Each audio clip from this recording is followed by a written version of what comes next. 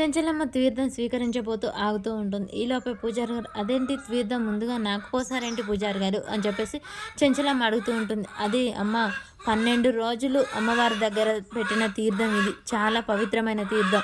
అలాగే ఎవరైతే ముందు పూజ చేసి పవిత్రంగా అమ్మవారికి తాళిబొట్టు సమర్పిస్తారో వాళ్ళకే ఈ తీర్థం ఇవ్వడం జరుగుతుంది. అందుకని పూజ అంతా మీరే చేశారు. పూజ అంతా మీరే చేశారు కాబట్టికి మీకే తీర్థం మొదటిగా ఇచ్చానమ్మా. ఏం సందేహం లేదు, తాగండి." "సందేహం ఎందుకు పూజారి గారు, అమ్మవారు ఉన్నారు.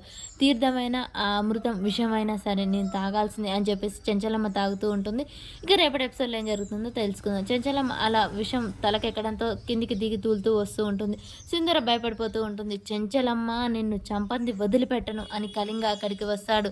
"సింధూర, అమ్మవారికి అభిషేకం జరగాలి, అఖండ జ్యోతి వెలగాలి, ఇక్కడ ఏం జరిగినా సరే నువ్వు పట్టించుకోవద్దు, నీ పూజ కానివ్వు" అని చెప్పేసి చెప్తుంటుంది. ఈలోపే సింధూర పూజ చేస్తూ ఉంటుంది. ఇక ఆ కళింగకు ఎదురుగా అయితే చెంచలమ్మ నిలబడుతుంది. అలా కత్తి వేటుకు తన చెయ్యి అడ్డం పెట్టి చెంచలమ్మ తనతో పోట్లాడుతూ ఉంటుంది. చెంచలమ్మని నెట్టేసి ఇక సింధూర మెడలో తాళి కట్టడానికి వెళ్తాడు. చెంచలమ్మ అక్కడ కింద పడి చూస్తూ ఉంటుంది. మరి ఈలోపే చెంచలమ్మని తల మీద కొట్టడంతో కింద పడిపోతుంది.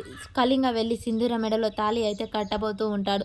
మరి ఈలోపే కేశవ చంటి వచ్చి కాపాడతాడా? వాళ్ళు వచ్చేసరికి సింధూర మెడలో తాళిబుట్ట అయితే పడిపోతుందా? అసలు ఏం జరుగుతుంది? చెంచలమ్మ ప్రాణాలు కోల్పోతుందా?